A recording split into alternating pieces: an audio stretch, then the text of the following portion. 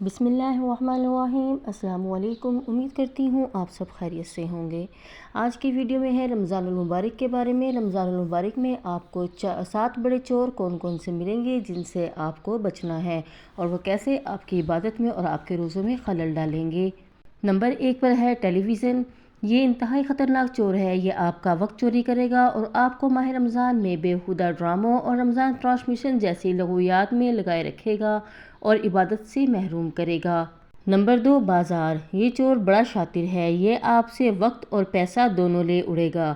یہ آپ کا ہاتھ پکڑ کر بے مقصد بازاروں میں گھمائے گا۔ Number 3 kitchen.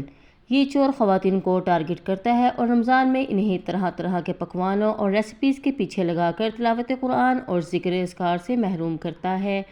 نمبر 4 سحری کی تیاری۔ یہ بظاہر بزرگ چور ہے، مگر یہ آپ کو آدھی رات سے ہی سحری کی تیاری پر لگا کر آپ سے تہجد، نوافل اور دعا کے موقع سب چھین لے گا۔ نمبر 5 فیس بک۔ یہ چور بڑا پروفیشنل ہے۔ یہ ہر دم آپ کے ساتھ ہوتا ہے۔ یہ آپ سے نہ صرف آپ کا وقت چھین لے گا بلکہ آپ کو غیبت، دشنام، گالم گلوچ کا مرتکب بھی کر کے چھوڑے گا۔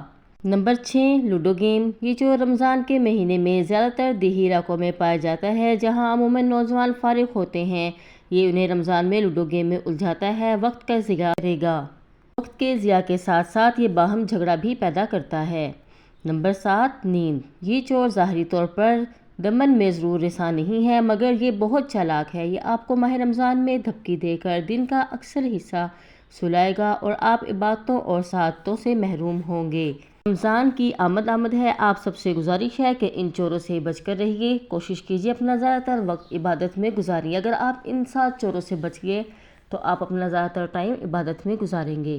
اگر ویڈیو پسند آئی، مزید ویڈیوز دیکھنے کے لیے چینل کو سبسکرائب کرنا مت بھولیے۔ شکریہ۔